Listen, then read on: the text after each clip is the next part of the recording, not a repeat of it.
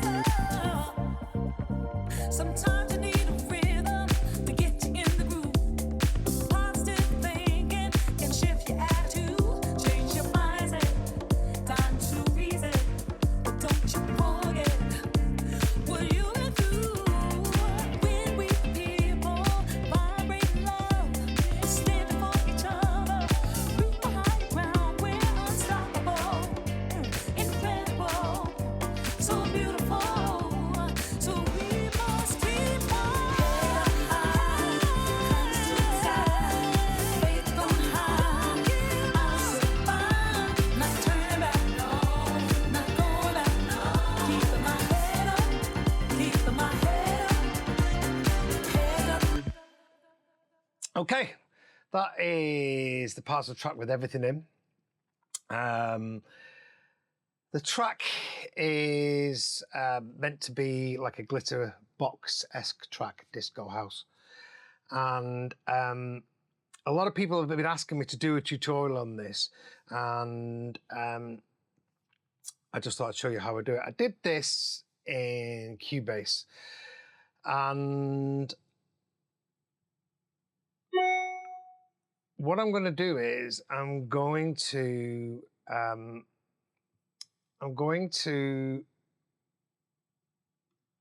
go through each element and tell you what I did at the beginning. So how I work is this. I'll get some drums together, basic drums that I really like, and then I will get a bass plugin. So I'll show you what I use for the bass. I use Trilian.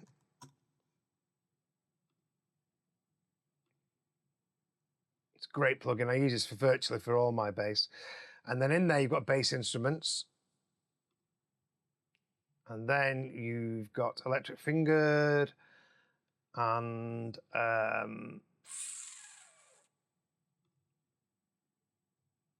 use one of these sometimes. I use like the 5-finger one, or just a studio bass. Have a listen to them. They're pretty realistic, but they're not quite good enough to use in the track.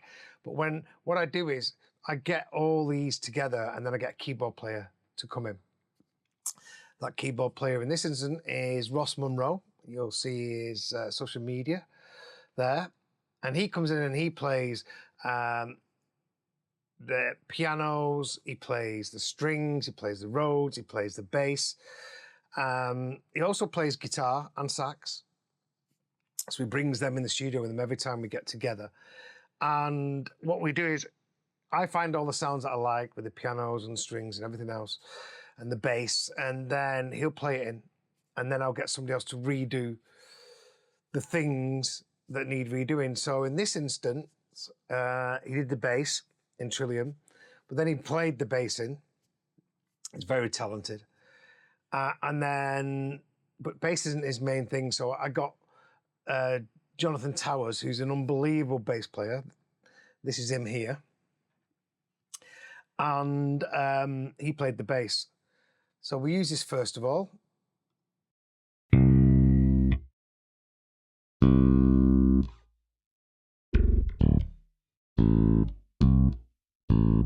You can hear it's pretty good. It's good enough to get a vibe going, and that's what I need. I need a bit of a vibe. So I have the ideas in my head about what I want. I might play some reference tracks, and I'll generally, you know, give them a reference track. So I might say, oh, I really like the bass in this track. And I really like the rhythm in this track, and can we do it in these chords? And that's what they'll do. I don't claim to be a musician, you know, and most people aren't, but one thing I'm not afraid of is giving people credit where credit's due. It's all in my head, as it is with most producers. That's what a producer is. It's how you get it across. And something I teach all my clients is just use reference records all the time.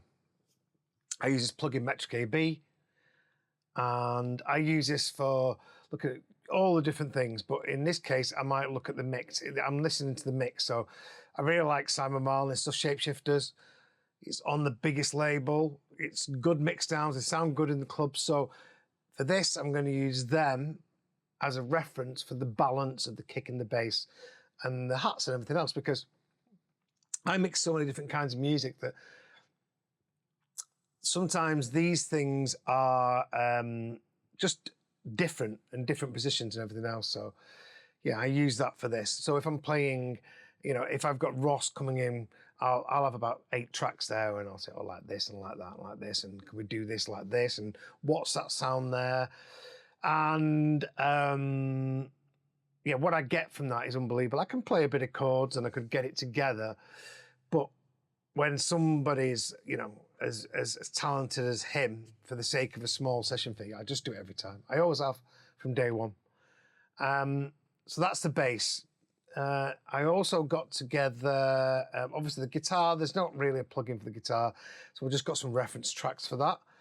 And then the piano is in audio now, but for this I used Keyscape. And I also layered it with a Korg M1, but turned it right down. Compressed them both together, EQ'd them, made them fit in the mix. And yeah, this is the original piano that Ross played when he came in. I've got a Rhodes here. And that was, for the Rhodes, I always use this plugin. So not Trilian, Lounge Lizard. So I think this is a great plugin. It's probably one of the best. Back in the day when Sulfuric was the label, and I think it was Brian Tapper who told me that, you know, he uses real stuff all the time, but this was the closest one. I'm on version 4 now. It sounds great. And you've got all the different kinds of electric pianos. So I've got the Wurlitzer in there as well and everything else. So really good plugin. I use that all the time. And then for strings, what we used was this. So EastWest, it's a great plugin. They don't quite do what we need all the time. So I've got the EastWest Symphonic Orchestra Gold Complete. You can buy this on a subscription, but I don't use it enough. So what I used was I used a large ensemble, and I used a 50-piece legato, and I layered it with the 70-piece string marcato, which is a bit more stabby. So, and then I think I also layered it with the violins. And then we got the brass, and we layered a trombone and a trumpet with this. And what I did was, by the time we got to see Ross, we had all these elements that we've got here now. We actually had more. I always get more, and I make the track really too busy and then take things away. And what I do is I go through all the instruments that I think that we could use. I think there was a chime in this originally, and a couple of other sounds. But the key for the first part of the way I produce the record is getting all the sounds and the feel and the vibe together. I do a little chord change and maybe a little bit of an arrangement. And the reason why I do a little bit of an arrangement is that when I get a musician in, I like to do my arrangement at the same time. So I'll comp up whilst they are there, because what that does, it gives me a vibe of going like from one part to another part, you know, to the break, into the drop, and then instead of just getting, oh, I love that bass line, what I'll do is I'll lay it out a little bit, and then I'll go, oh, can we do a fill there? Or can we just do a little flick there? Or can we have a slide there? And sometimes when you're just working, you know, in one kind of loop or a verse and a chorus, you miss those things out. So now I always try and get the most out of somebody, and having an arrangement gives me an idea. So I might comp a bass up quick or a vocal up quick, you know, and then just copy that across the track, get a vibe, and then add to it what I think it might be missing. And then in the next stage is to find the proper comps and do everything else. So this is a great plugin. I recommend it. I did the subscription for a short while because I needed some other sound, and the subscription was fantastic. But I think it's about £20 a month. So yeah, I don't need it. And I bought this, so yeah, it works and it's great. The only thing it can't do this is like kind of really stabby sounds. And sometimes I'll keep this in the track. Sometimes I will send this off, what I've done, to a string player and get them to replay it, tell them what I'm looking for again, send them reference tracks, and then they will send the strings back most of the time. But yeah, this is a great plugin, and it's great for brass, it's great for strings. There's other, you know, things you can put in there, but this is the best one that I've found that I've got. So there's that. Yeah, and that was the basis of the track. So that's what I do first of all to get prepared for a session and a musician coming in. So Ross has come in, we've done all the parts. He played the guitar that you're going to hear in a second.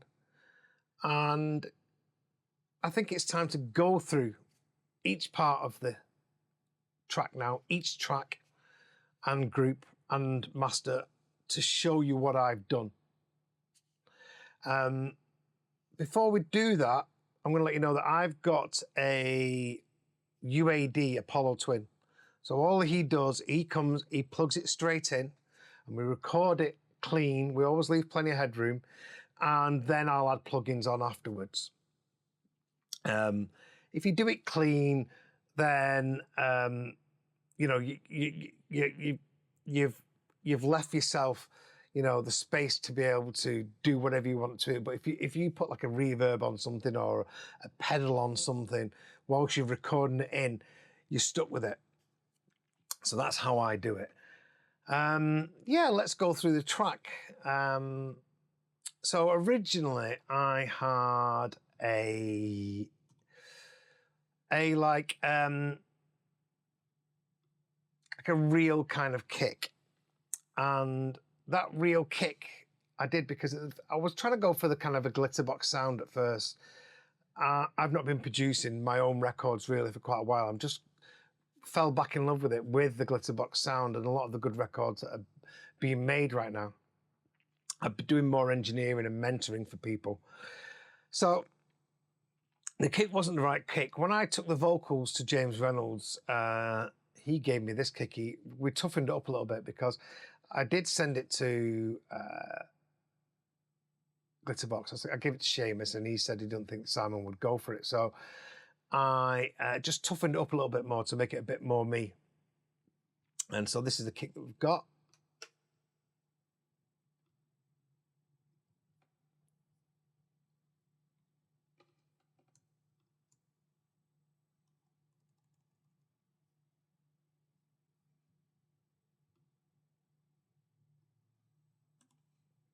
Let's get this right.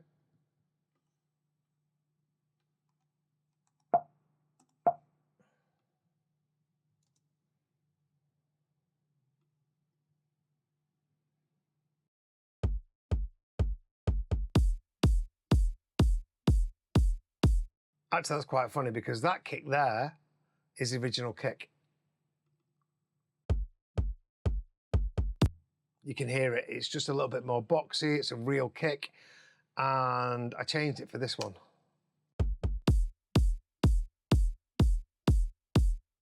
I changed it because it cut through the mix a lot more. It made the track a bit tougher. Anyone who knows me knows I come from Funky House, so same kind of music. I just wanted it to be a bit edgier. So I used this kick and I love it. Yeah, it's a great kick.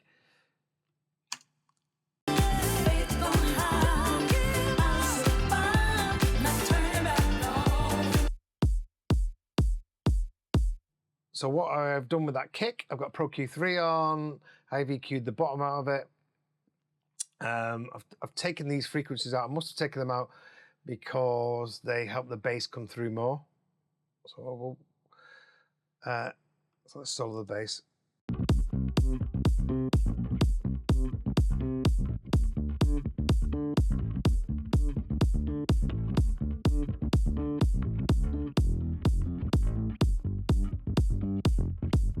Yeah, I think that's separating the top of the kick and the bottom of the kick, and I like the sound of it. Actually, I've not released this record yet. It's actually going to mastering tomorrow. I just thought I'd do a video on it, and I've just tweaked my speakers. I've got Dutch and Dutch 8Cs, and they measure your room. So I just did that day before yesterday. So it sounds a bit different. So I've reduced this cut here because I felt like the weight of the kick wasn't coming through as much. So yeah, so I like that. And then on there, I've got the DBX.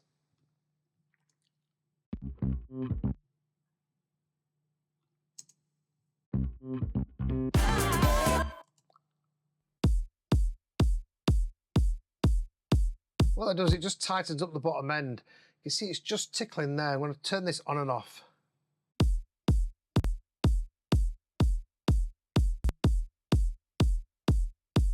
Yeah, it helps it just come through a little bit more. It makes it a bit more rounded and solid and cut through the mix a little bit more. I do like that plugin. It's only subtle, but it really works. I've got the decapitator on there. Now this track, I like saturation, I like making things warm, and what I'll do is I'll put things on that make it sound good at that point in the mix. But then at the end of the mix down, what I'll do is I will, at the end of the mix down, what I'll do is I'll turn everything off. So everything I put on is volume matched by ear. When I'm volume matching, it's always by ear because that's the key to it. The key to a loud mix is, and the better mix is reducing your crest factor. And I'm always trying to make my track as loud as possible. And I'll show some techniques for that within the video.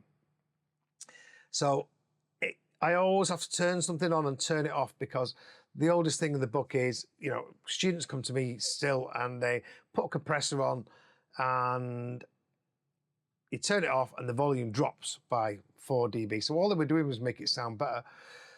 So I always level match by ear on everything that I do. It's super important. That's the key to a good mix. So yeah, I like what this is doing. So I must have put the decapitator on and taken it off. Then I've got an L2.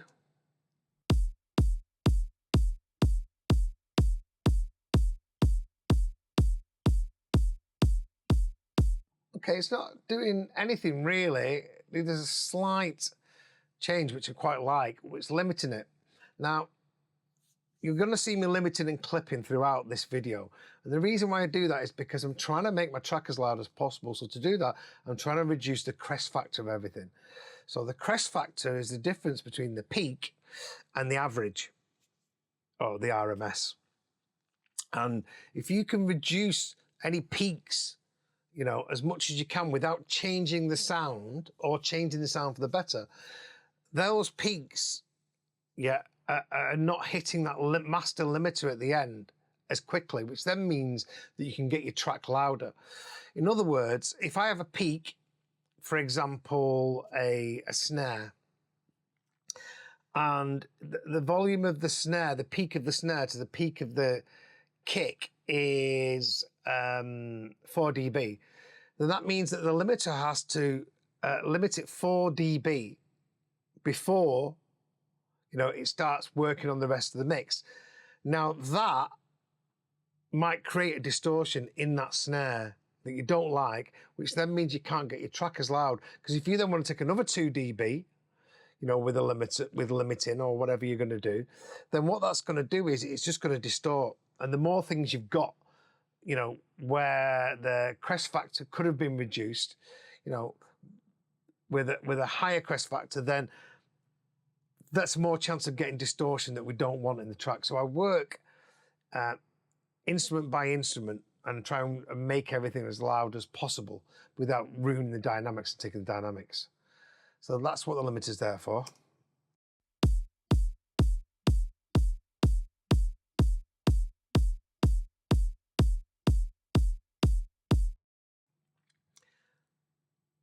And then I've got a clipper. So I've got the standard clip here.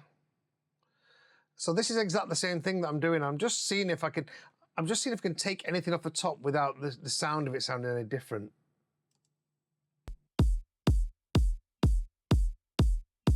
Okay, that's a soft clip, really. Let's put it on a hard clip.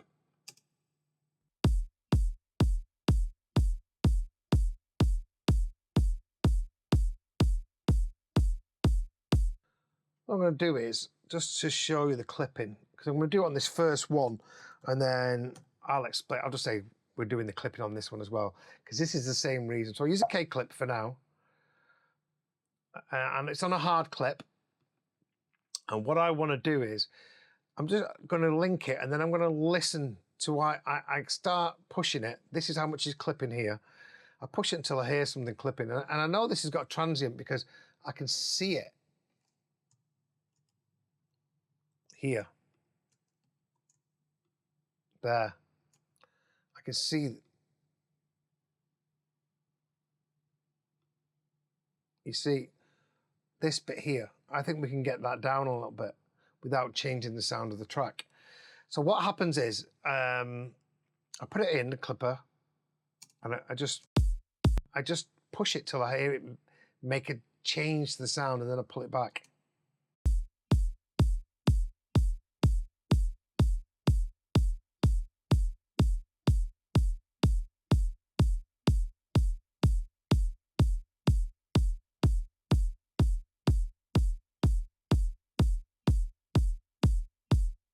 Okay, what it does when you clip something, it takes away the transient and the attack of the top end of something.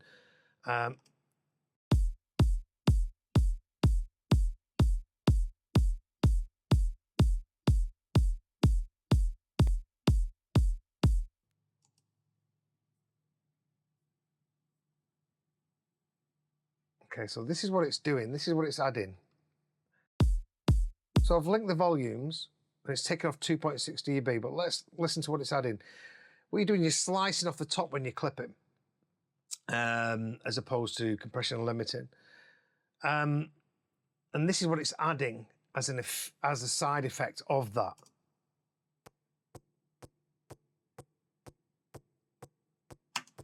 So that's the saturation distortion that the clip is adding to that sound, which obviously can sound bad. The negatives are it's taken away from the attack, but with this sound, I quite like that top sound on the kick. I like what this is doing to it. I don't dislike what the clip is doing.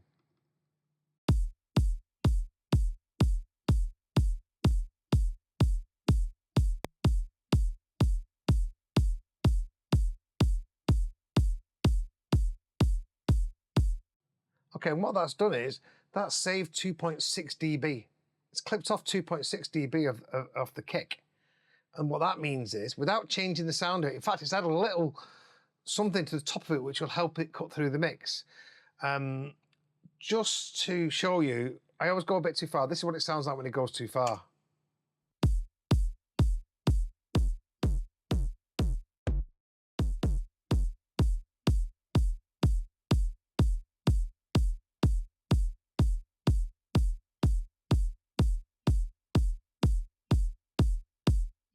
So I like what that's doing, and that's what I'm going to do throughout the track, especially on things that have got transients. Do a bit of clipping and try and make it so when I get to the master, the crest factor is as low as possible, which then means that the mastering engineer, or me in this case, has more headroom to work with. But the key thing is you've got to listen to the transient, the top. It usually takes it out of it. That's what I generally am listening for when it comes to this.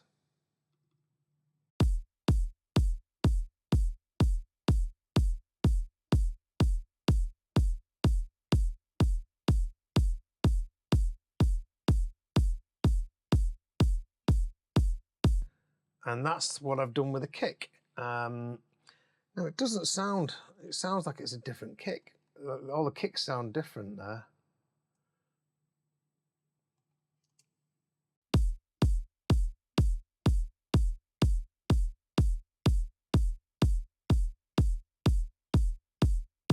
It's okay. So that's the kick. I didn't want a big long kick. I wanted a quite short kick. And as you can see, it goes like halfway, which I think is enough. And if you look at the bass, you know, it's quite offbeat as well, as we see with sidechain that. But that's the kick. It's not a typically glitterbox type kick, but you know, I wasn't going for glitterbox ends. I just wanted something that I would play. So let's go to the bass. So the bass. So again, Jonathan Towers replayed what we did. We did it in Trilian first of all. And this is it.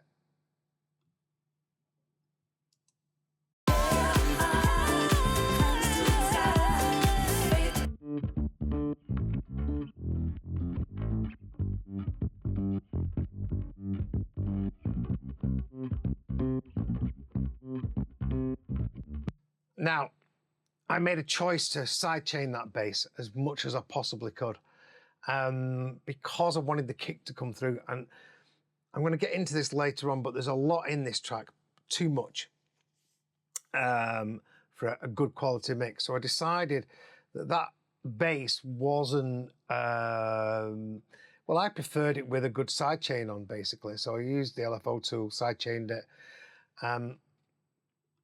And yeah, I did that.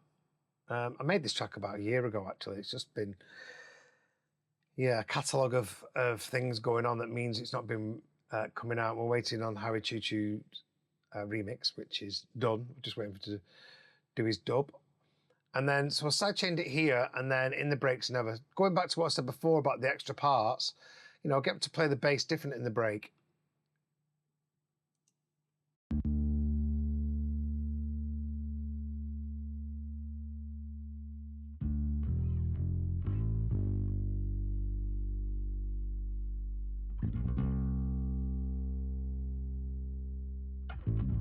So that's there.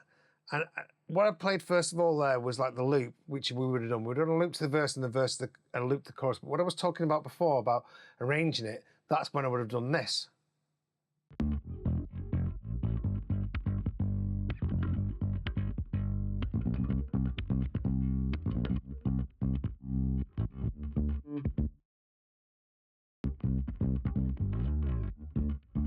That's when I get him to do the slides and say, okay, well, what about this?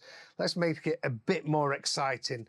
And when you've got a bass player in, I mean, some people seem to think that when you get a musician in, that they really just have to write the record for you, and they don't. You know, you've got to have your ideas. You've got to come, you know, with your references. You've got to come with the ideas in your head. I've had clients that have been like that, and they just don't understand that. Like Ross doesn't understand house music. He doesn't understand it. So it's got to come from my head what I want, because what he would play, or what, you know, just isn't right for my style of music. So you've got to know what you want. And that's where you know, playing people references and getting lines and ideas ready together is the best thing to do. So yeah, so that's the bass. What have we put on it? So just a bit of a cut down there. I think what all I've done here is the same as before. I've just taken out a bit of mud out of the bass. So I like the top end of it and I like the bottom end of it. I think this has been bounced. Before I bounced it, we put it through a UAD amp. So we put it through this.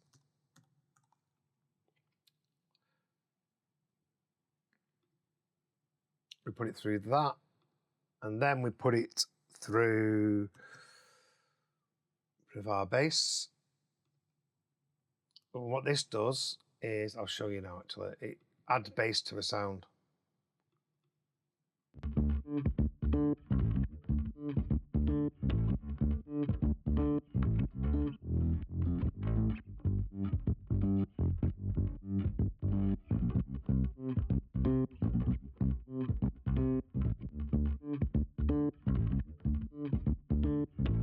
I've just put on the wrong thing. That's why. Let's get on the bass.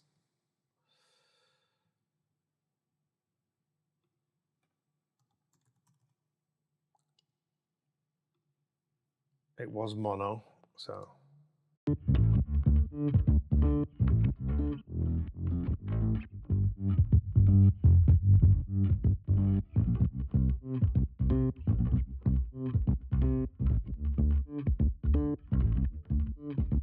What that's doing is just adding a lot of bottom end in there, and we would have done that on it. But on this now, oh, we might not have done actually, looking at the chain. So let's go through the chain. You've got the Pro Q3, and this would have been taken out something. What I do is I look for frequencies that I don't like, or things that can separate the top from the bottom. And the 500 and 350 are generally marks where that kind of happens. We've got to be wary of it. And again, what I've done is I would have taken off the solo and turned this on and off in the mix.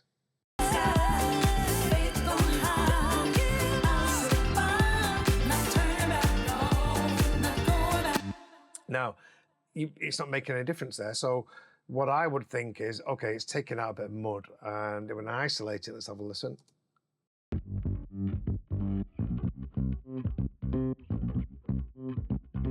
Sometimes taking things out can help, you know, the things around it to sound louder. And what that does is it just helps that high mid come through a bit more. I roll off the top and the bottom. I don't necessarily do that all the time. In fact, I'll take this down a bit.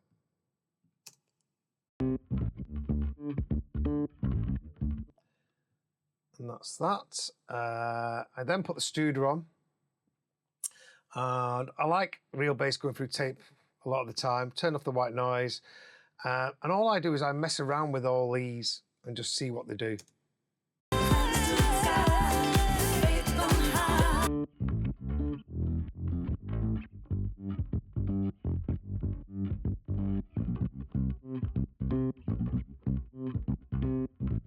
So this is adding a bit of bass to it. The 15 adds a bump at 60 hertz, which is probably why I've not got the R bass on here. I like the sound of it. You know, it's quite heavily compressed. And what it does is it just gives it a tone that I really like. And I go through it. I mean, it's on hip hop. I don't know, you know, whether I've probably obviously gone through presets and then messed around with them. And that's what sounds better to me in the mix.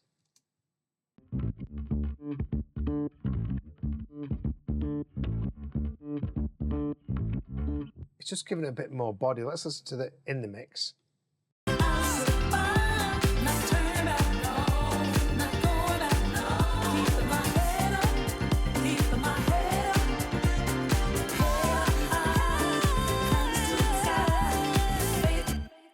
Okay, what that's doing is it's just giving that, it's making the bass feel like it's coming through a little bit more, but especially on the offbeats, it's giving you a wallop of the sub a little bit more. I like the character of it, I like what it's doing. And again, I must have gone to sound on the saturation because I wasn't mad on the sound. Isolated, so I must have added some transformer harmonics and I must have added, oh, there it is, sorry. Yeah, that. The Ampex emulation, Ampeg. Now, because I've got so much in the track, and this is the key thing going back to what I said before, adding saturation to things might sound great when you just got the kick and the clap and the bass in, but with everything else in, your mix can lose a bit of punch, and things can lose definition because you're adding harmonics in there. So I always put them on, I always make sure that they're the level matched, and then at the end of the mix, I will go through every plugin and turn it off one by one and see what it's doing to the track and see if I prefer it. And that's what I've done here. So I've obviously thought the bass wasn't coming through enough and I've turned these off. Then I did the UAD DBX.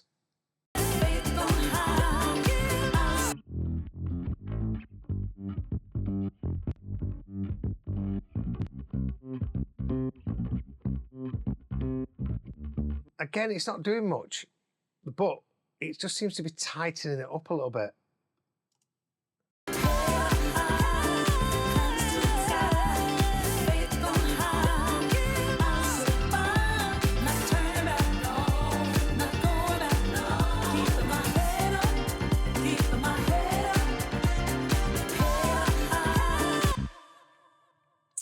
And then I've got a limiter. I wouldn't use a clipper on bass, really. So I've got this limiting it, so I'm trying to reduce the difference between this peak here and down here. And you've got to watch it with bass because it easily distorts. So let's have a listen to that, what that's doing.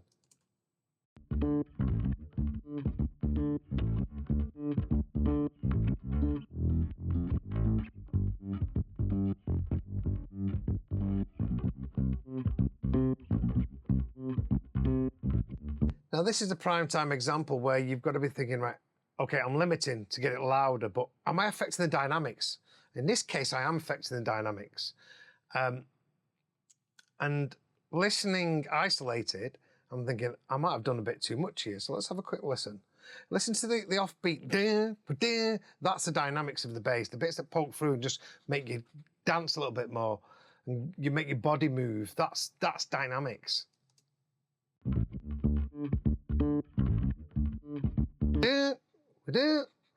Let's put this on. Listen to that when you take off the bypass.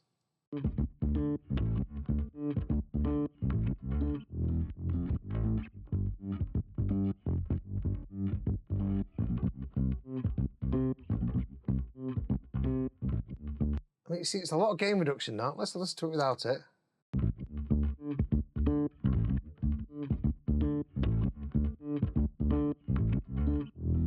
Okay, so what I've done there is I've reduced dynamics a little bit, which I'm going to turn it on and off when everything else is in the track.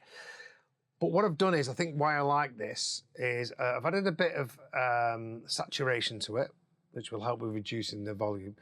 But unlike clipping, just slicing off the top, you know, we've turned the top down, and then to level match, we've turned the volume up, which then means all the bits, you know, that were in between, they're coming up. So the body of the track's come up and the body of the bass is coming up, and I like that. So like all these bits are a bit louder. So let's have a listen to that in the track. Turn this on and off.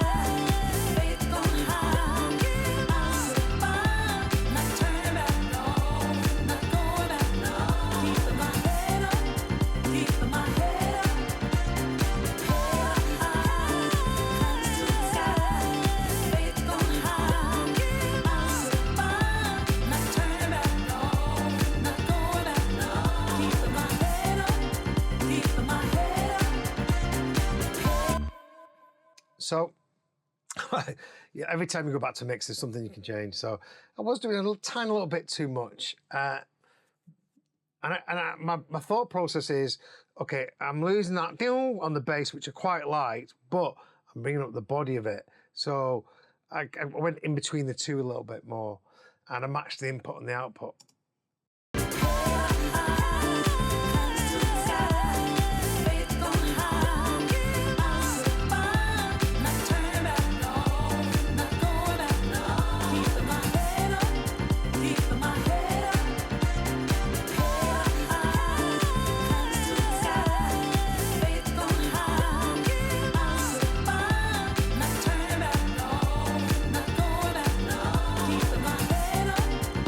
What I'm listening for here, I'm listening for the dynamics, I'm listening for the tone, I'm listening to what's it doing with the kick?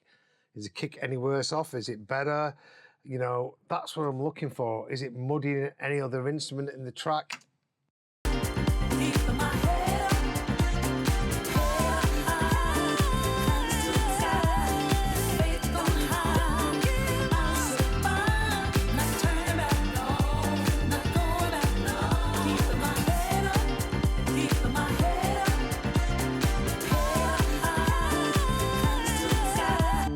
Okay, so what I've done there is I've limited it, and the perceived loudness has come up, so I've turned it down a bit more than what it was before. So again, we're saving, you know that crest factor for when we get to mastering stage. This kind of music, it's not about loudness, but I do like to get my tracks loud, and I do want to give it to I don't want to destroy the dynamics.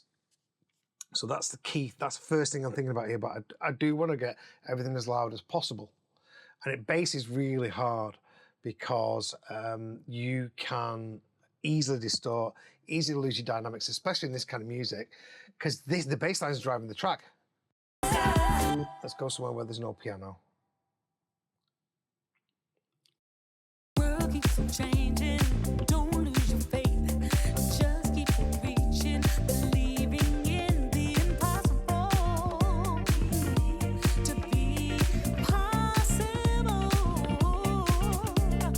Don't give up trying, don't you give up on love. We must stand together, we move as one. We're so powerful.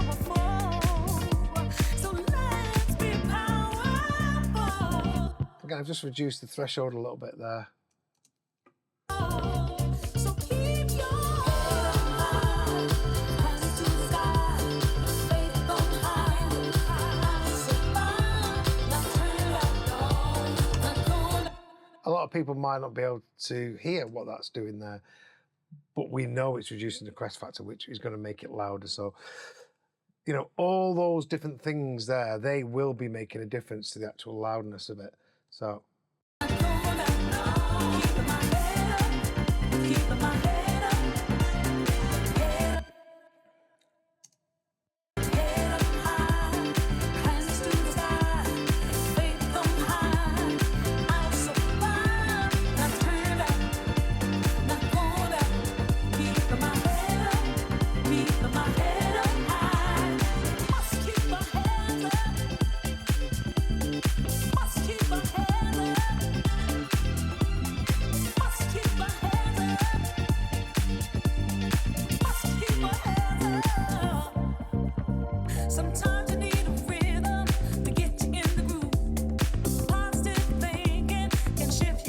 Now, like I said, I did this a year ago. I've put another EQ on. I probably wouldn't have done this because you're messing with the phase whenever you add a EQ, especially on the bottom end, a low cut, high pass. But I've side chained it to the kick there. I can see that. It must have needed it. Can shift your attitude, change your mindset, time to reason, but don't you forget. And yeah, sometimes I put an EQ after saturation just because it adds all the harmonics in and I want to tighten it up a little bit, but I'm always checking the phase. Okay, so electric guitar. So electric guitar, I took to James's, and yeah, this is it here.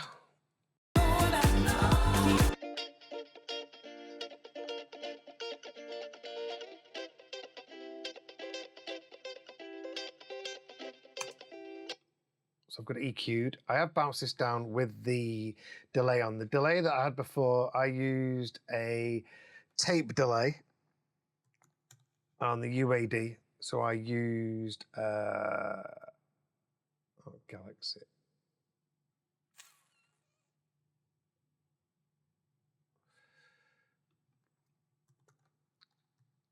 I've used the, oh no, have I used the Arturi on this if I remember correctly? I used, there's that many plugins.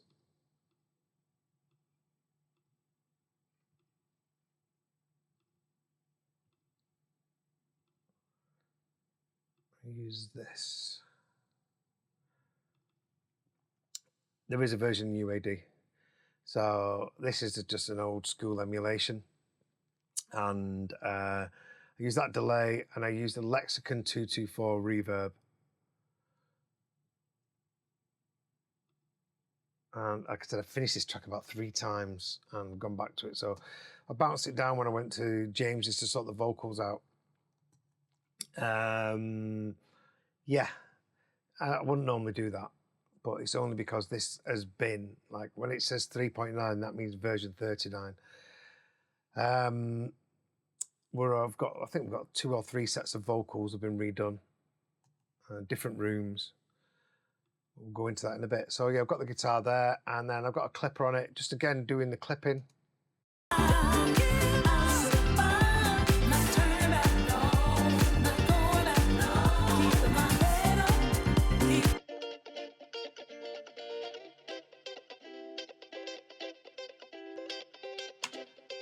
Okay, it's not, you can't hear it doing anything, that's the thing, but if you look here,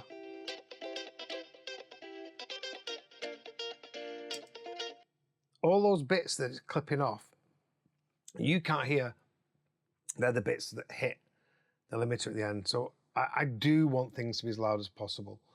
It is a thing, but again, I'm listening. Is it changing the dynamics? Is it changing the sound?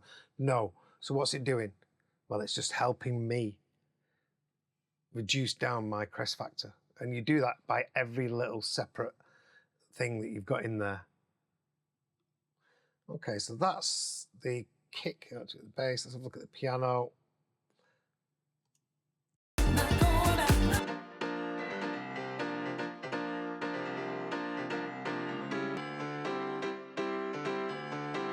Again, I've sidechained it quite a bit.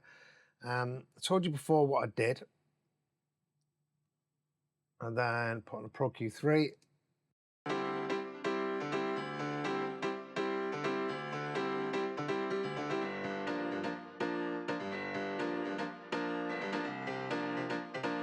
I've taken quite a little bit of the bottom end out of it and the tone out of it.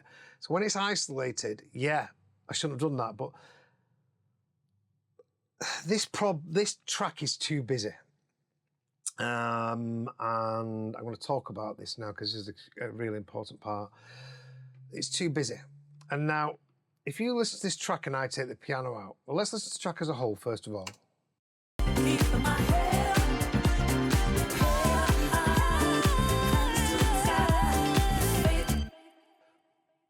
There's loads in there. You've got the piano, you've got the guitar, you've got the strings, you've got the vocals, you've got everything else in there. And really, if I mute the piano and you listen to the track again,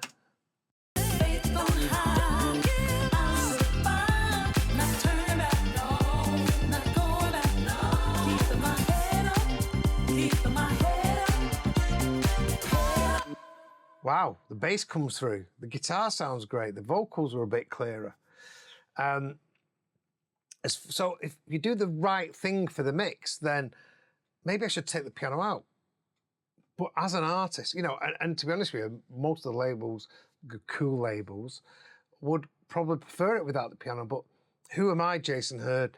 Well, I come from piano house. I come from gospel house. I love piano.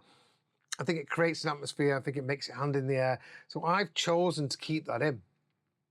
So it was hard, I've got to be honest with you, to mix this and keep it in. And I've EQ'd a lot out of it. As you can see here, I've done all this. Let's play it. And all this is doing is taking stuff out of it that doesn't affect what I like about the piano, but helps it sit in the mix a lot better. And again, 5, 6, 7, and 320. And what that is just in the middle. So I've just taken it out of the middle of the track. So the piano on the sides isn't changed at all. And then I've got this side chain. I've got a stereo boost there. But later on, you're going to see that how I make a bit more space. So I cut things out, and I probably would have tried cutting out other things here. And then in the mix, they probably made the piano sound a bit thin or not quite right. So that's why I've taken the bottom end out. Let's listen to it in the mix now, the mix.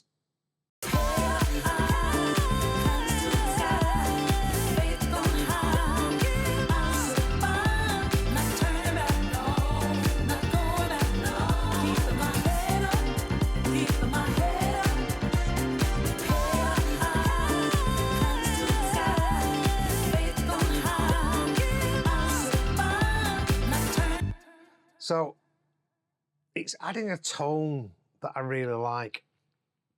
It's hidden, and you'll probably see later on that it's been sidechained to the vocal. And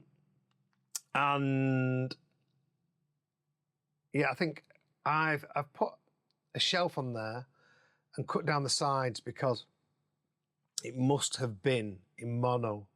The piano must have been come down in volume a lot, well, by 6 dB. This is what happens sometimes with these samples. So what I've done is I've just turned all the sides down by 6 dB and then turned the whole thing up in stereo, and then in mono it sounds great. But let's just have a listen to that.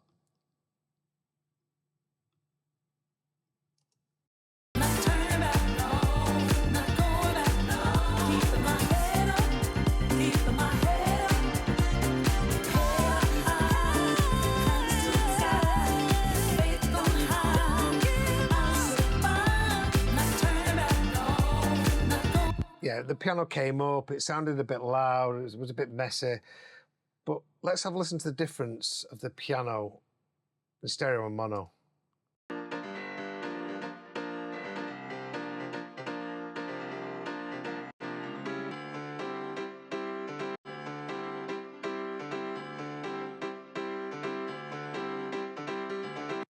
So you see there, the volume really dropped. So this is one of the things that I do when I like the piano. And yeah, and I've got an LFO tool on it, just side chaining it. I like it. I like what it does. You know, I was questioning myself. I nearly took it out. I nearly left it in. You know, part of me went, oh, well, you know, you want to be on that label, then no, I'm too old for that. I need to make music that I love, and I like the tone the piano brings to it. Again, I've had a Studer tape machine on there. I've taken that off. That must be for the same reason. It was adding too much into the whole mix. So yeah, that's the piano. Be very careful with stereo imaging on sounds and synths, because a lot of them are made to sound wide, and when they go to mono, they come down in volume about 6 dB. And it is important because a lot of clubs aren't stereo. You know, I learned this mistake a long time ago. I made a record, it sounded great, it was wide, I played in a club, and it bombed, and that was because of this. So just always use your mono stereo when mixing a track. Okay. So then we've got the Rhodes. The Rhodes originally was under the piano, but I took that out. Let's listen to it. I just put it in the verses.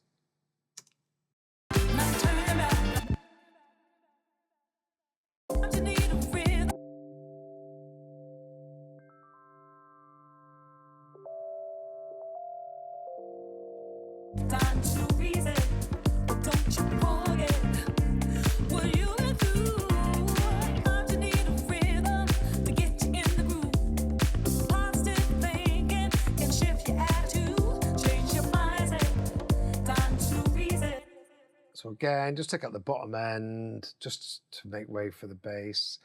I would have messed around with it, seeing which sounded better for me. But I want that bass to cut through as much because it's a busy mix. So I've made it hard for myself by putting that piano in. And then I've got the omnipressor.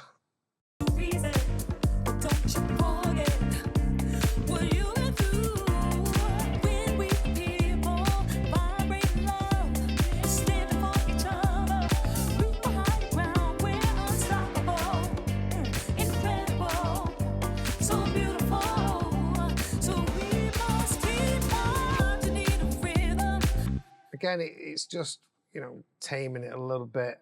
There was a point in the track where it poked through, like the dynamics was a bit much, and that's why I put this on. I like the sound of it. And then I've got the soft tube harmonics. What have I done there? A bit of transformer.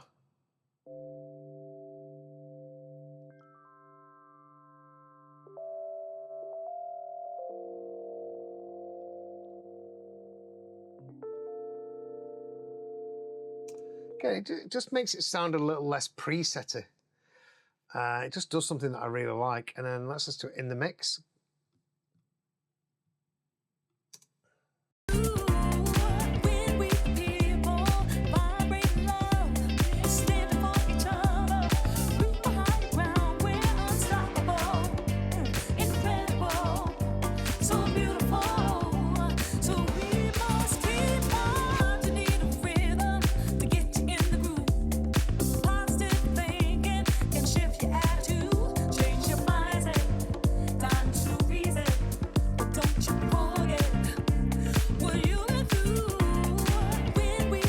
Again, I'm listening to what's it doing to the top of the bass, what's it doing to the kick, is it joining with the bass, is it complementing each other? They're all the things I'm listening for, and I like what it does. I mean, really, when it's in the track, I can't hear what it's doing massively. I could easily get away without it. The volume's not 100% correct, but yeah, I like it. I like what it's doing to it. And then I've got an LFO Tool side chaining under 180 hertz, just the kick. I didn't want it to bounce. I didn't want that to bounce, and that's what I do a lot. I use the LFO tool and I split it so it's only side chaining everything under whatever this frequency is here.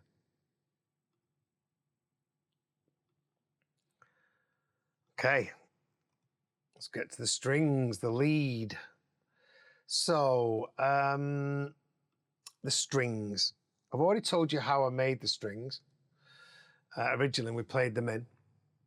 So these are the original strings that we did.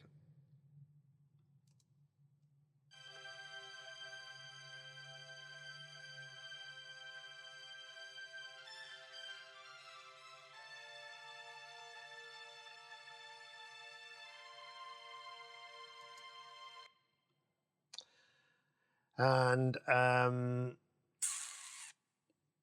what's that doing? That's not doing anything.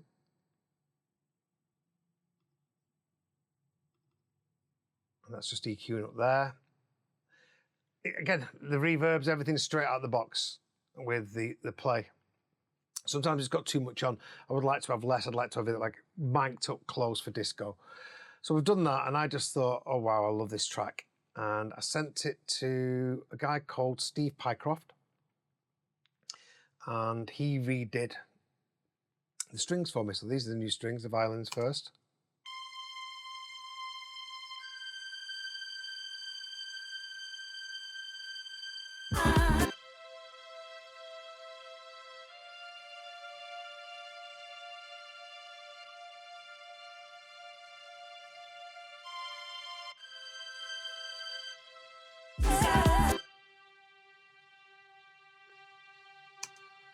And I sent him the strings, and I told him what I was looking for. I played some references and said, can you amend the strings to be a bit more like this and record them, and just so that they are a lead. And that's what he's done. So let's have a listen to them all together.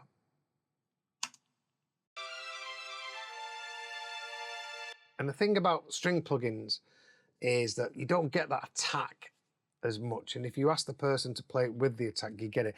And you also, you know, don't get that stab that you can only get from real strings that I really like.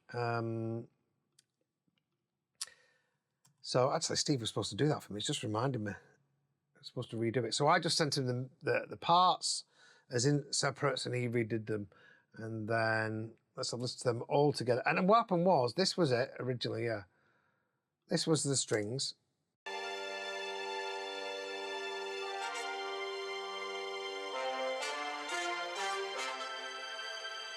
And there's the brass. The brass is actually still the same from the play, from the EastWest. But then when we had them in the track, like this. I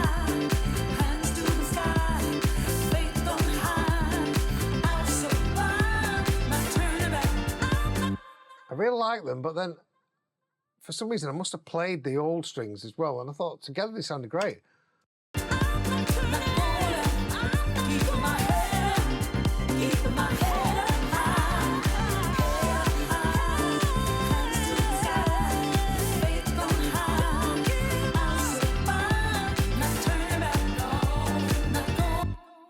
So yeah, so that's what I've done. I've done the strings, and then the strings go to a bus, which is, where is it?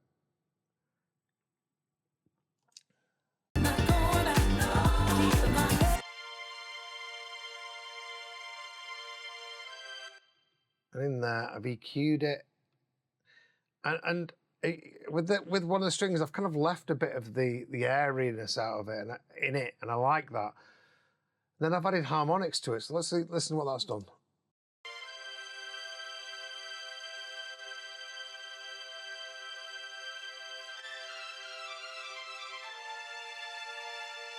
So I just flick through all these and have a mess around, and I turn the character up so it was a bit brighter, and it just seems to, it must have helped him cut through the mix a lot more. Let's have a listen in the mix.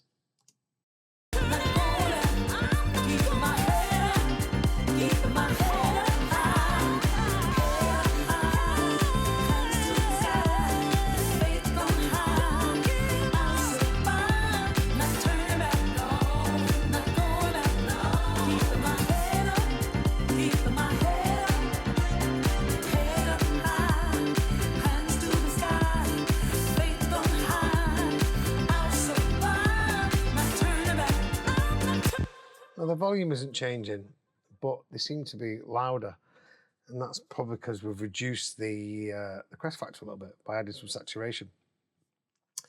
So that's the strings, and the brass. Got Got Pro Q3 on there, take out the bottom end.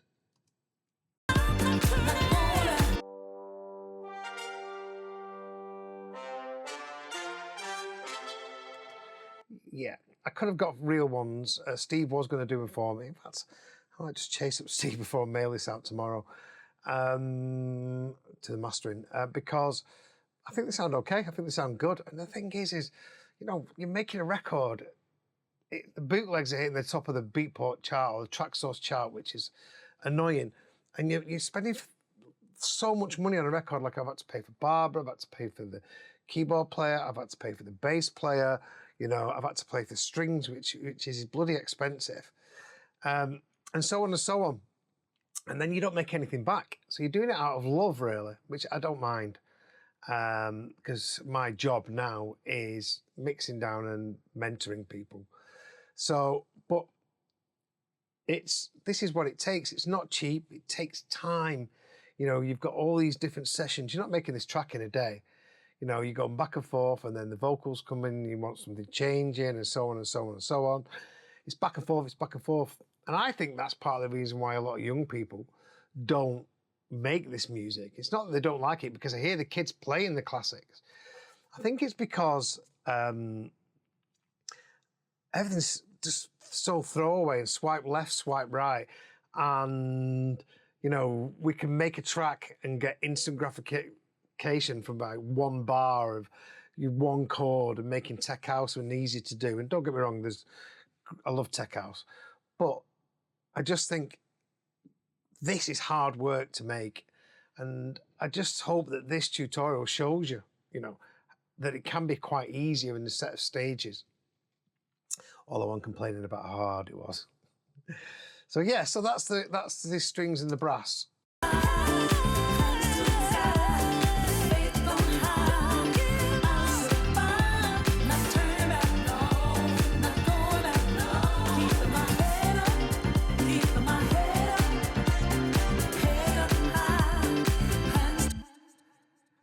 Yeah, sounds good.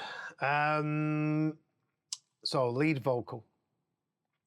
So on the lead vocal, which we bounced at James's, they recorded it with a stereo mic. But Barbara got one of her friends to do it at their house, and it wasn't the best recording. And so she had to redo it. Well, she had to redo the ad-libs more than the lead. So this is the original lead, and it was a stereo mic, so it came through a bit weird and picked up the room. So we had to go and sort it all out. So we EQ'd it. We used auto-tune just a little bit. Barbara's a pro. We don't want things to be perfect. We don't want the timing to be perfect for the record 100%. We don't want it to be that static. We want it to be natural.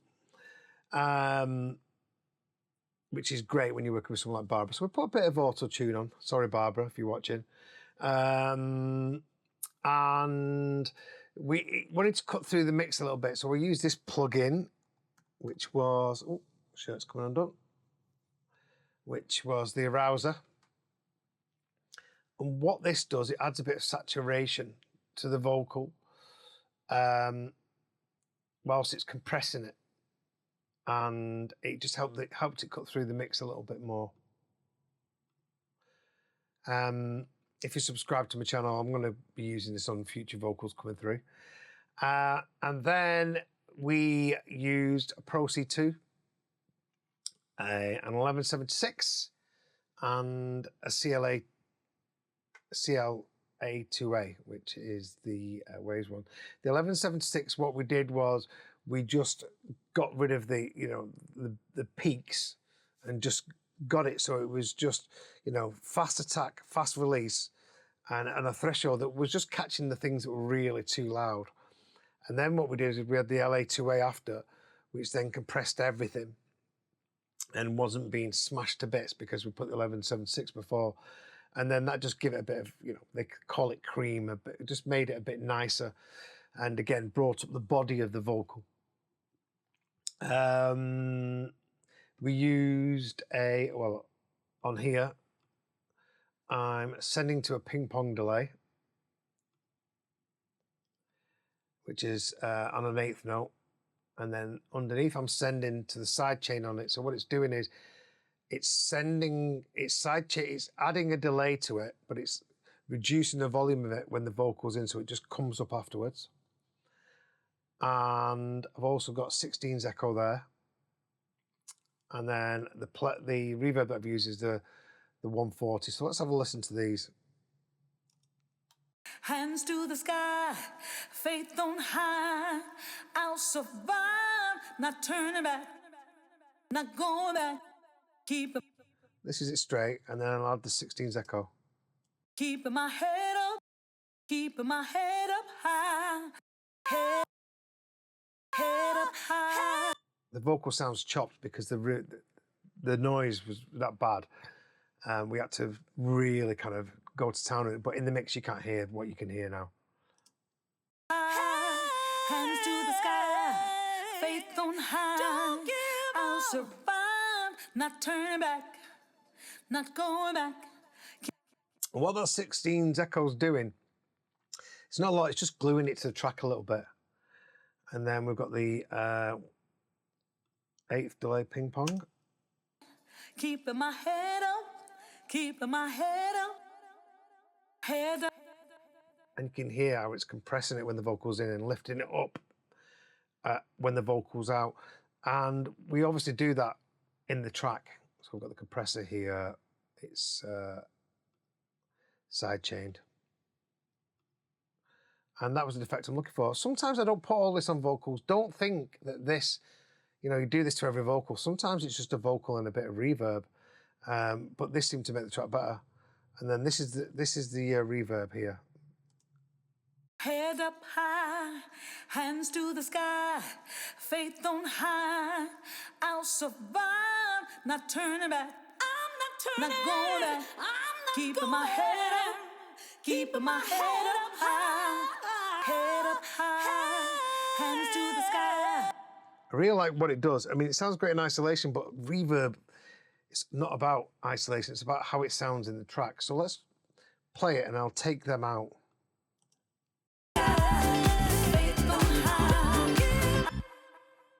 What I'll do is I'll go to the verse because the verse obviously is not as busy.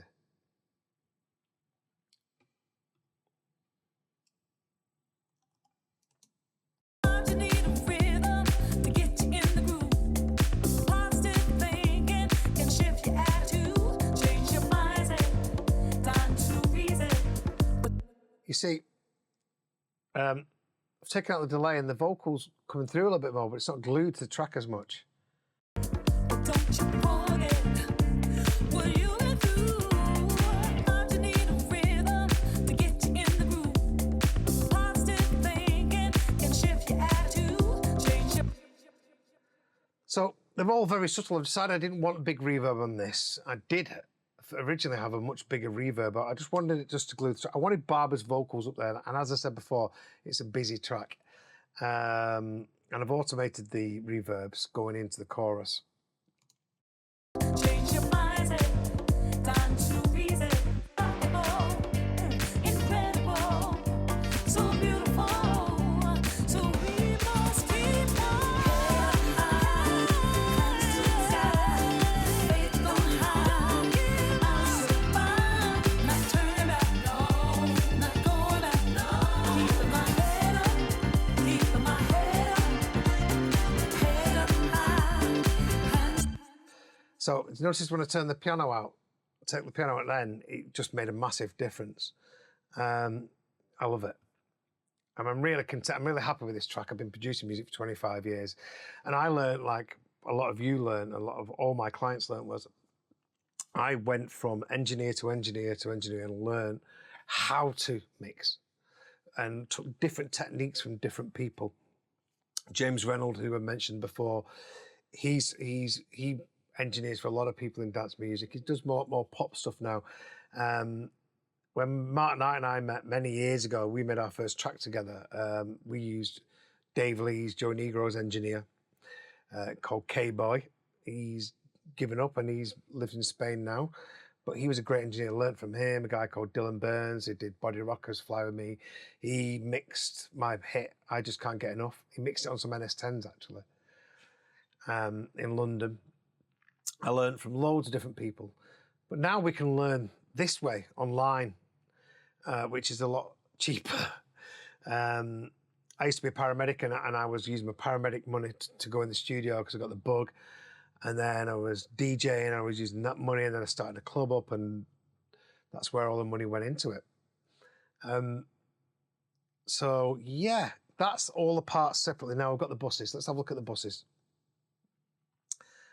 So what have we got on the buses? Hands to the sky, faith on high. So I have the hi-hat drums on their own bus like this.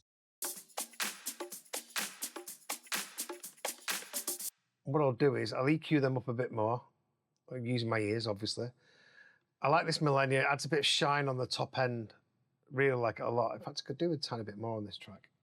So I'm going to turn that up 1. And then I've sidechained it. I sidechain everything in some tracks like this, and that's because it just makes everything groove together, the reverbs, everything. And then I've got Soothe too, so it must have been taking some harshness out of it, out of the hats. And that's because I like to add different distortions to these. The mid drums, I've got, again, an EQ, got a boost, 7K. Got an API, just doing a bit of compression. My head, keep my head high.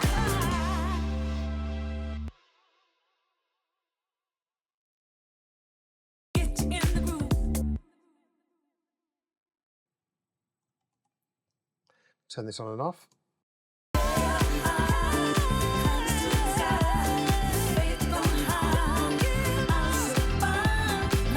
That's really helping it cut through.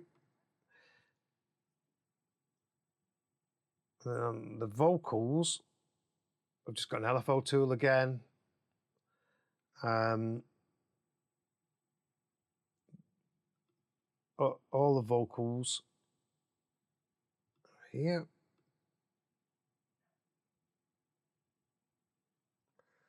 And then the music bus, drums, effects, pianos. They go to music. So the music bus, I've just got a filter, which you can hear. Most of the work's been done. To be honest with you, I did this track well over a year ago, maybe 2 years ago. Now, I would probably do some extra processing to this. In fact, I will do it while we're here now. So I'll go through the drums first of all. Claps. So I've got this clap. Again, it's a pre-shifted clap. So if you don't have pre-shifted claps, it's where it kind of, it's like multiple claps together and hit different times. So you want it to come before to give it that groove. So I've got this clap here. I've got snare, which must be giving it a bit more body. I've got a new clap again. That must be giving it a bit more mid-range. Let's have a listen to 3 together. So on the new clap, I've just got an EQ taken at the bottom end. I've got a clipper, and then I've got this reverb. I quite like it. I don't normally put stuff on the channel, but since I started using Ableton, I've started doing it a lot more because it doesn't really make a massive difference sometimes. So obviously with vocals, I wouldn't do that. So I've done that. I've just EQ'd the top and bottom off it. It's a nice reverb that I like it on claps and snares and stuff. I think it's available for about $19 at the moment. Then I've got the conga.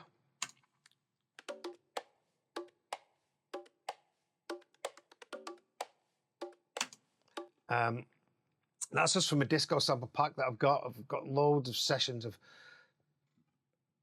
real congas and disco things. It's a really good loop. Again, standard clip, that's all I've done. I've EQ'd it. And then I've got the tom roll. So what I've done with that is I've gone to, I found some samples and I've drawn it in, pitched different pitches. you know, that are in the key of the track, and it goes down. It's that classic disco fill.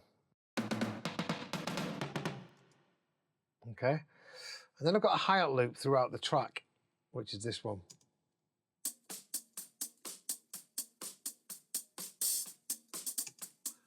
That was from the original version because it was just giving it a bit more of a classic feel to it. And then I've got new tops. Right, okay, so these new tops only come in the chorus, and the reason for that is it just wanted to lift the chorus without adding something to it because it's too busy. Could have put an open hat in there. So the new tops are...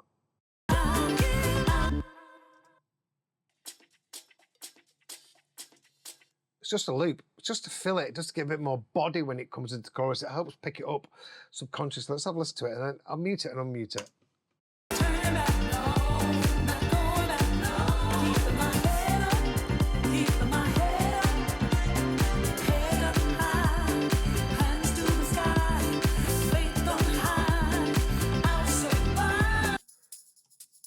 And then we've got tambourine shaker.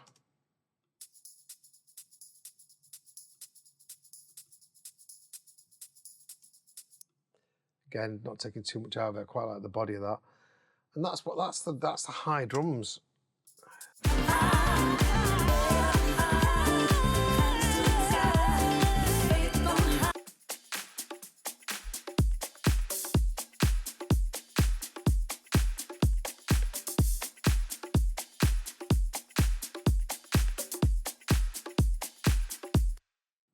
And I didn't put the kick in with them on this for some reason. Sometimes I don't. Sometimes I will do, and then I'll take it out. I'll always put it into the drum group. So you have your high drums, your mid drums, and then the drums. And I'll sometimes put it in there, but it, yeah, sometimes it just sounds better out of it.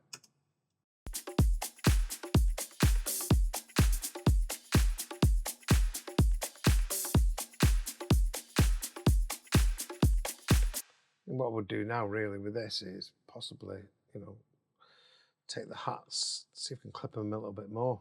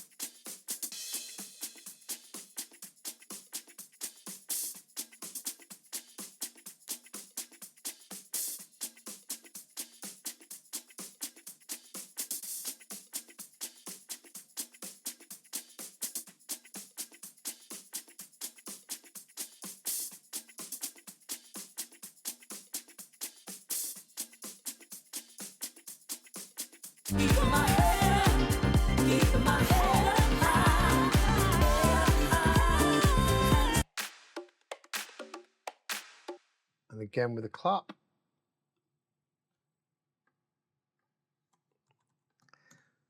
See if we can take it, because the clap's the thing that's loud in this track, which is what I want, so.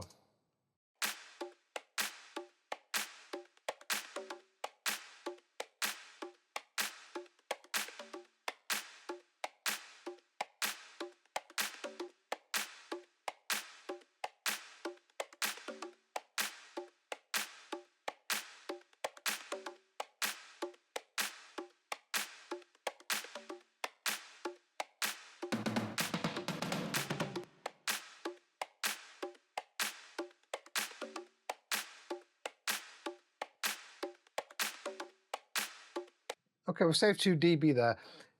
I don't know if you heard, but when I went a bit too much there, I was taking out the attack of the conga. And that's not what I want to do. And this is got to be really careful when you're doing this. People, I do teach people things, and they go away and because they can't hear what they're doing, they get it wrong. But I've got a course on how to listen coming soon. So yeah, I'm going to teach you about all this. And then on the drums, let's listen to drums as a whole.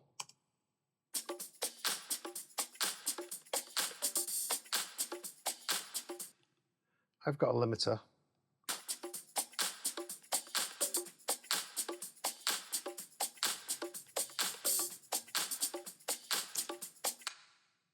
And then what I might do, I might put on there a, I've not looked at this track for ages, saturator.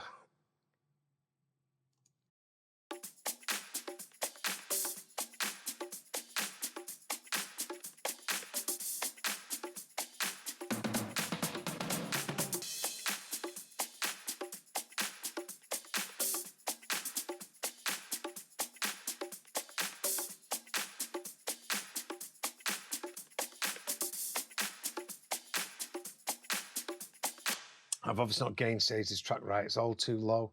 It's not even hitting it.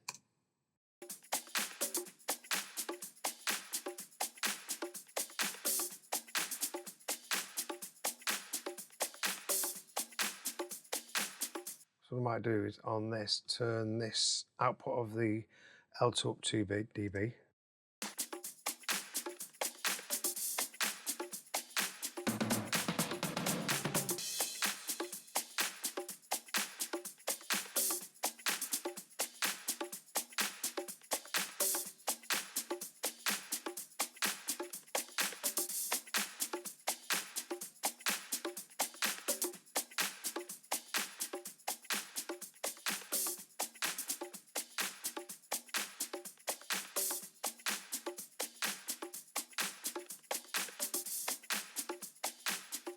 And what I'll do is I'll just look at the waveform and see what's happening to it.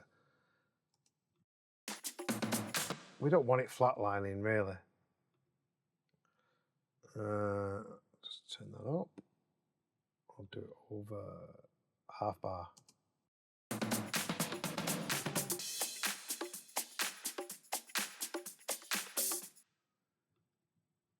it off. Yeah, it's just taming it a little bit.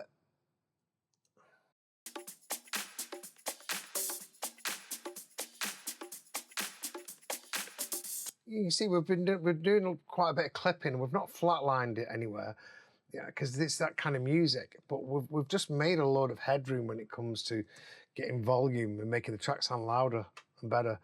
Which, depending what your argument is, it does make a difference.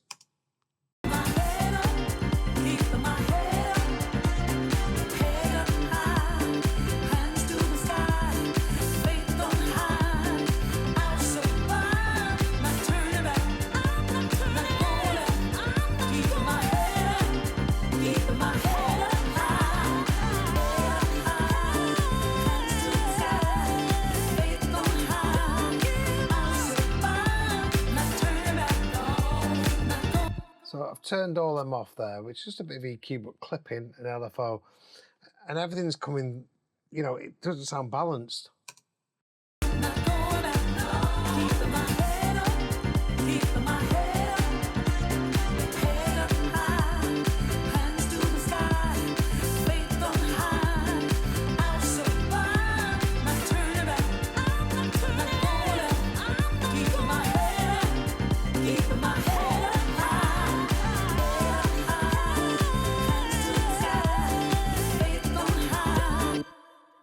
I realise what that's doing. I mean, it's not doing anything, but it is helping towards the end. And that's the key thing, is knowing how to use your ears. You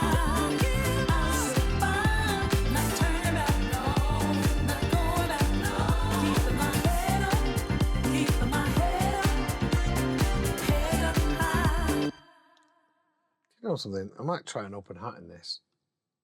I promised myself it's been finished about 3 times, this record. So I'm going to duplicate this one. Call it open. I'm going to put it down here.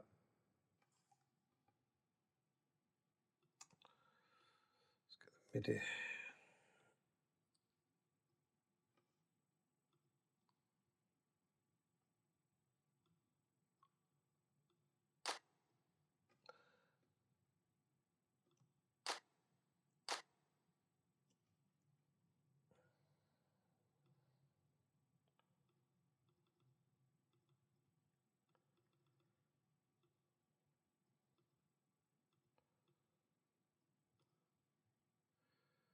go into my sample pack. Go to open hats.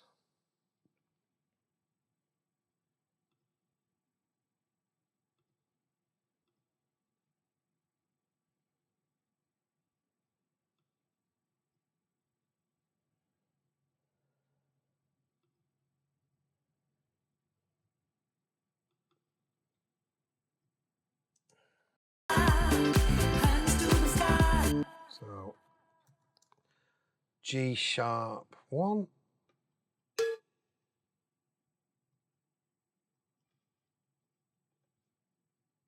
That's G. Why is it jumping from there to there? That's a bit weird, isn't it?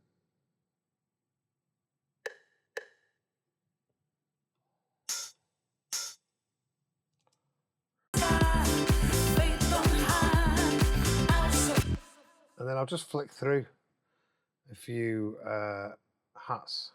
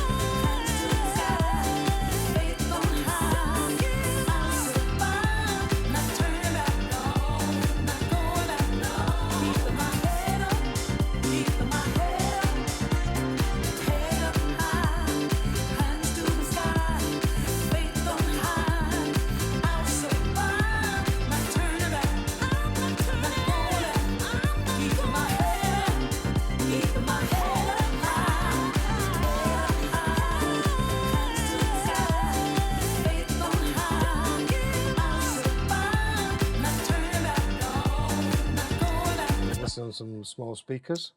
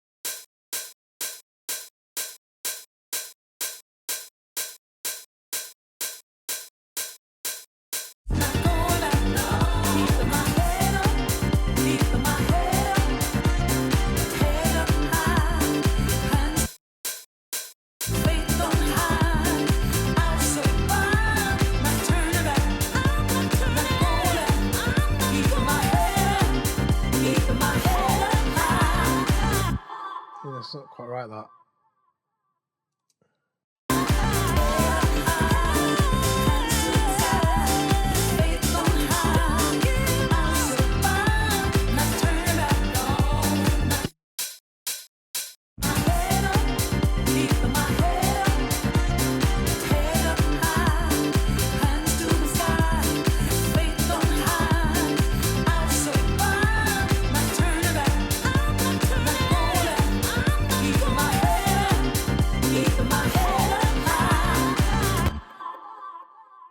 Okay, so the gain's gone a bit crazy, so I'm going to turn down the volume of the actual hat here and turn up the channel because it's too much.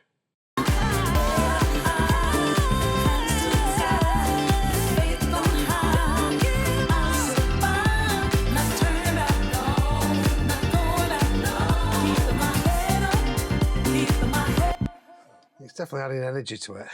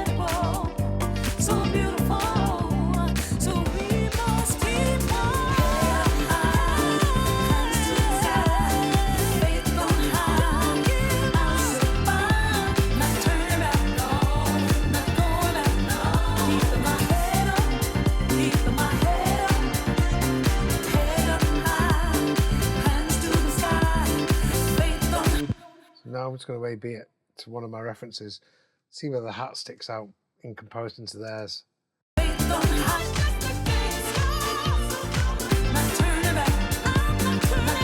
Here's what you bring to me.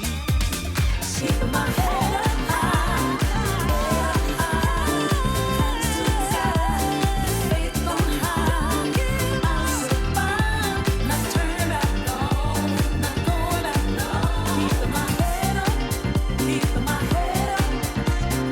head up high, hands to the sky, faith on high. I'll survive, not turning back. I actually really like what that's doing. Yeah, yeah, yeah. Got to keep it moving, moving, moving, moving. Head up high. Yeah, yeah, yeah. Got to keep it moving, moving, moving. So you can come back to mixes and just keep changing them time over and over. So I've got the reverse cymbal and the crash there. Holding my head up, holding it high.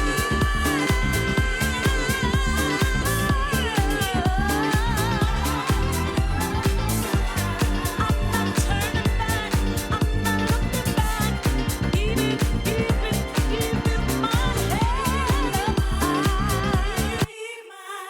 Keep my head. So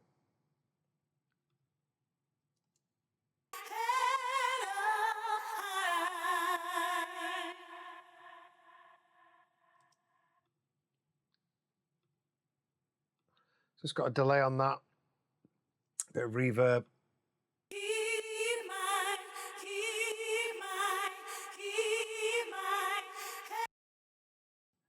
And melodies, the heart, ad-libs. I'm not turning back, I'm not looking back. I've got them being sent to the harmonizer.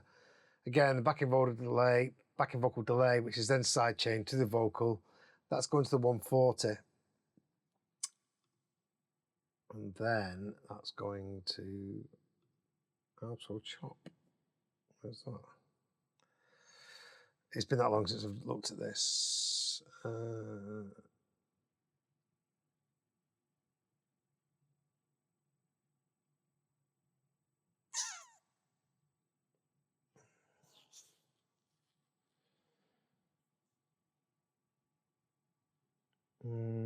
Can't see where it's going to. Chops. Alto chops.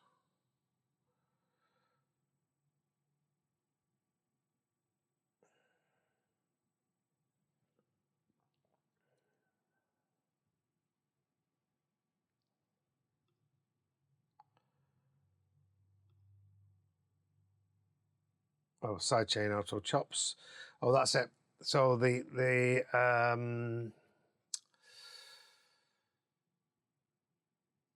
I must have had them playing together at one point, this vocal and these chops, and what I've done is I've sidechained the chops to the vocal, but I've taken them out. So let's have a listen to the chops that I did. So I put these into Machine, chopped them up. Keep them turning. Keep my head up. Keep them turning. Keep my head up. I just wanted something, I just liked it. So there goes the chop verb, which is different reverb. I wanted it in a different position to the other things that were in there. That's just Valhalla, 1970s concert hall. Nice reverb, sounds good. Keep them turning. Keep my head up. So I've done it in Machine, I've panned things around just to have a bit of a feel. I liked it at the time.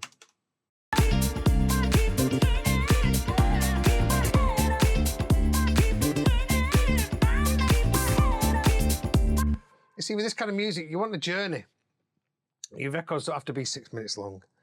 And we've got, you know, the intro, it builds up, we've got the verses and chorus, we've got the breakdown, it comes out all in, and then we've got the outro. And the outro, I wanted it to be something a little bit different. Barbara did do some vocals, which she loves. I'm not mad on it personally, but she's going to be releasing this record for her album, and they'll be in that mix.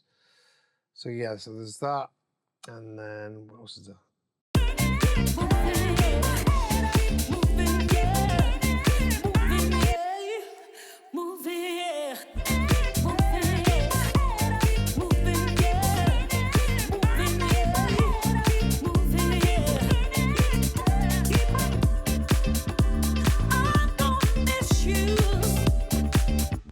And again, I just made my own little groove up there. I just think it needed something. Just carrying on singing, it was just a little bit samey as before. And I know that's what Soulful House is about, but again, I'm not making music for anyone else. I'm making it for me, mostly. And so that's what I did. And I chopped that, and I really like it. I think it sounds great. It just adds another dimension to the record, a different kind of groove and a feel, so that when you get to the outro, people might play it because it's really hooky. And that's the key to it. The whole track's hooky. Everything's great. The bass line's wicked. The strings are wicked. The piano's wicked. And that's the key to making a good record. Then sometimes, if you can create like a middle eighth or a section where it's the same but just gives the track a bit more energy, then the DJ is going to play the record for longer. So that's all that. That's all the individual tracks. Let's have a look at the vocal bus.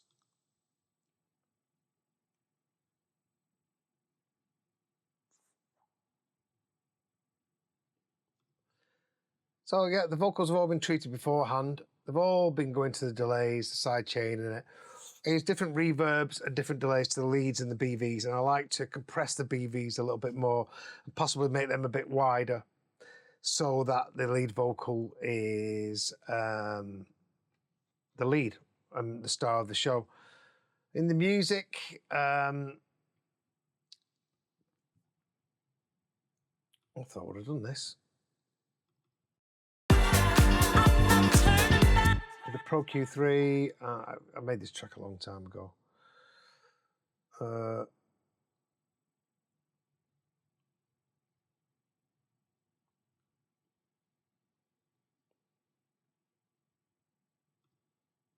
what I would do normally is do this.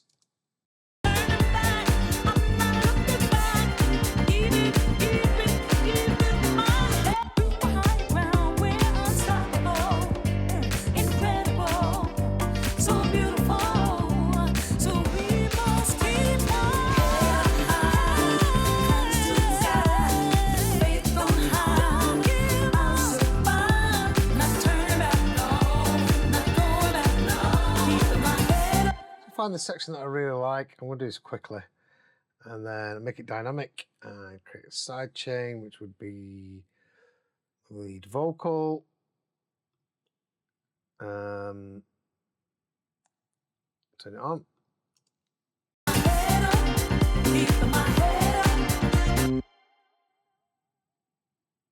Turn it down there. I'll also only take it out of the center, so that it's not affecting the sides, so only doing the mids. And then you have to press auto, press this.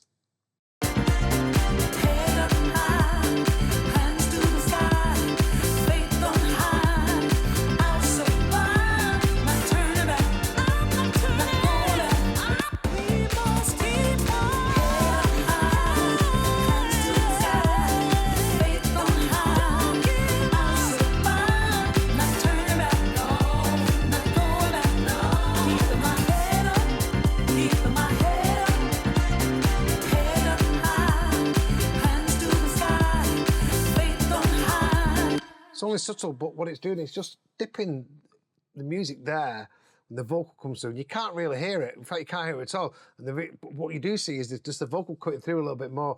And because what's happening is just taking it out of there, and all around there at the sides are still the same. So you don't really hear it.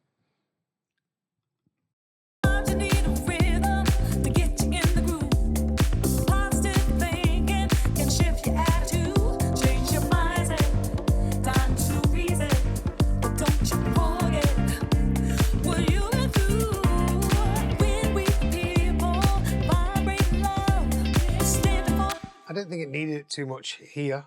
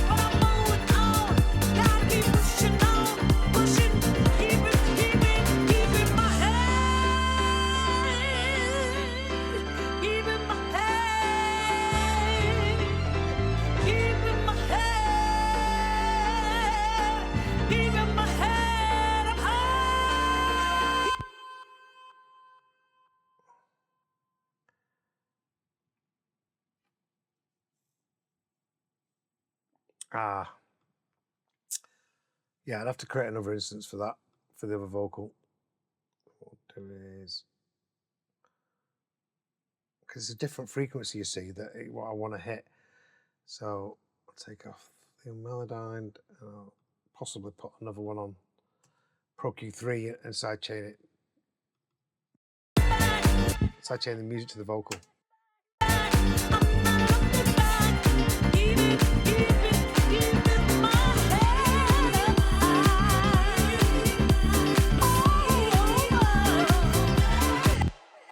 Let's just try it.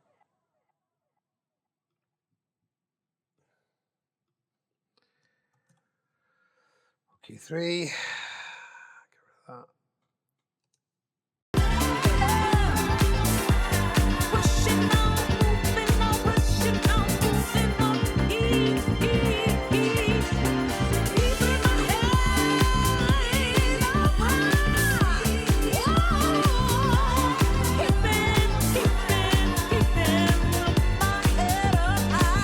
Just listen to when I take the volume out, how the vocals come through more.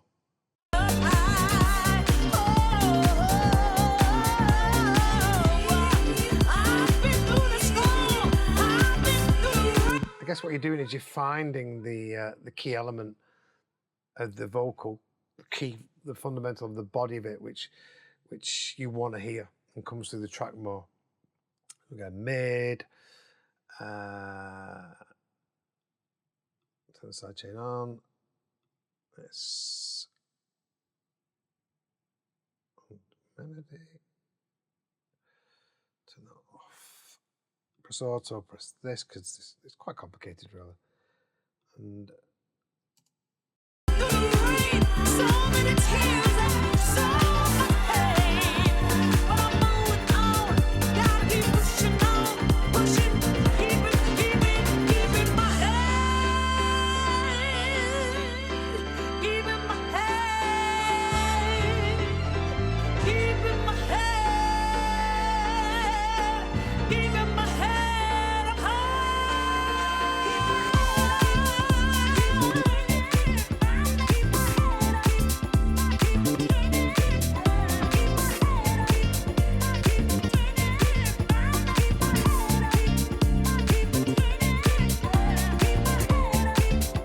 And see, it's doing nothing with that vocal, is it in?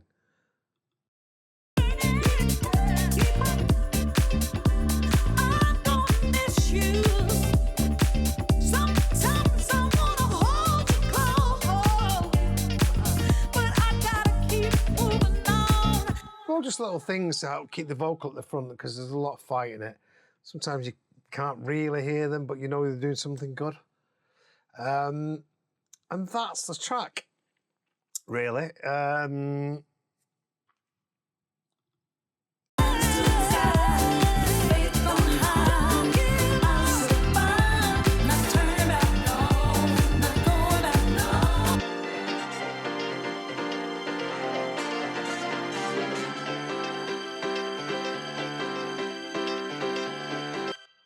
I've got that on the bus there. And again, you can hear all the reverbs and delays, and when they're isolated, they sound like they're too much, but they're okay. I would put, try a bit of saturation on this, actually. Just try and reduce it a little bit more.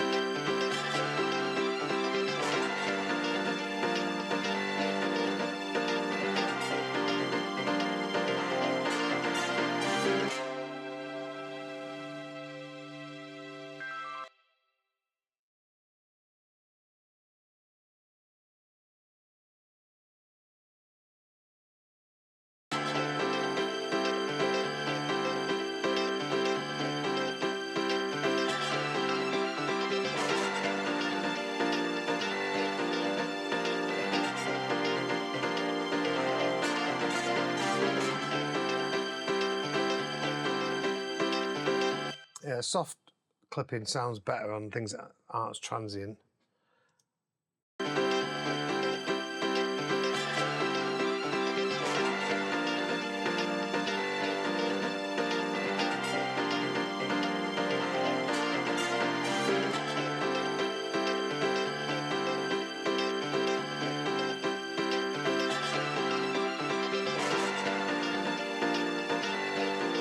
So I've taken 2 dB off by adding that saturator.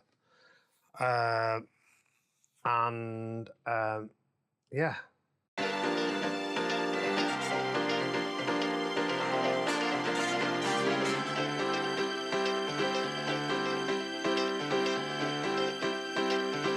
again, it's not made any difference to the sound at all.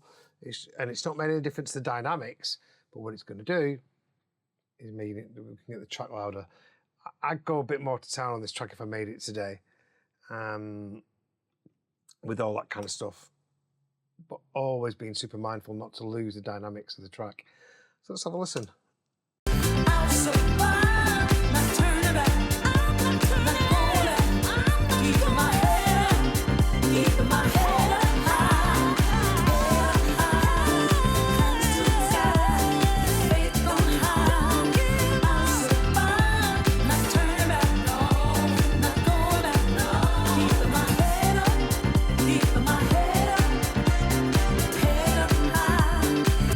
Okay, I've listened to this track a million times, so I'm not quite sure about the open hat.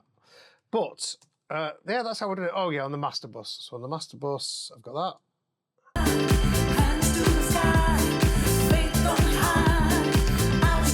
I've got a bit of a dip at 156. Sometimes it helps separate the top and the bottom a little bit. I obviously like it.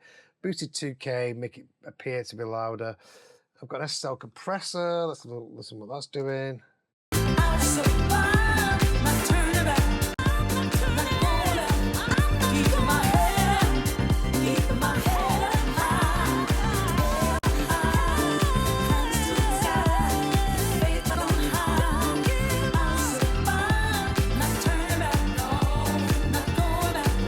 So a bit of glue, which I can't really hear, but I still do it. And then I had a boost on there, not to make up, because I was going into the Ampex machine.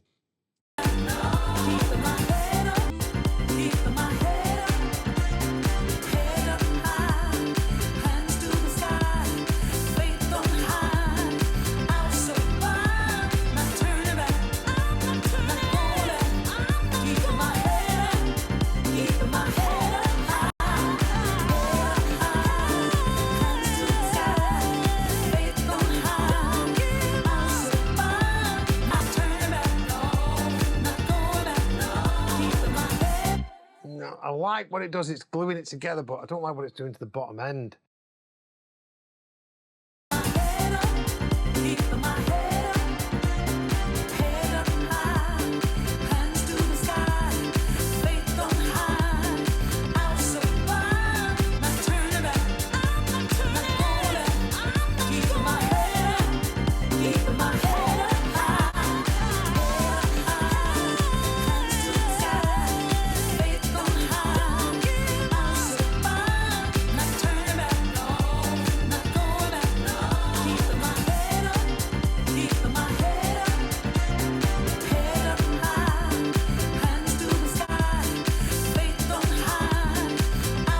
The problem with adding tape on the master bus is that it adds a bump around 60 hertz. So if you've spent a lot of time carving your kick and bass so that they cut through each other, sometimes what it can do is mess up your bottom end. So I'm going to listen to it. I'm going to isolate the bottom end.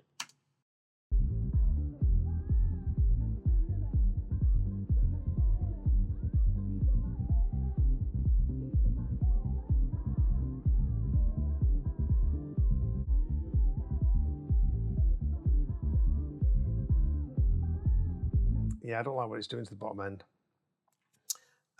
So I'm going to take that off. I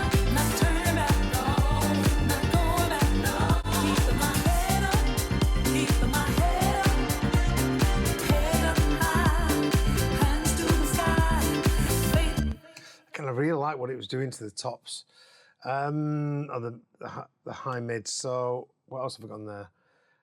Yeah, I'll tell you what I did. It was actually, it wasn't as bright. Now you've got to remember, this is going for mastering, so the master engineer will probably add a bit of presence to it. But what I've done is I've just added this Chandler curve bender.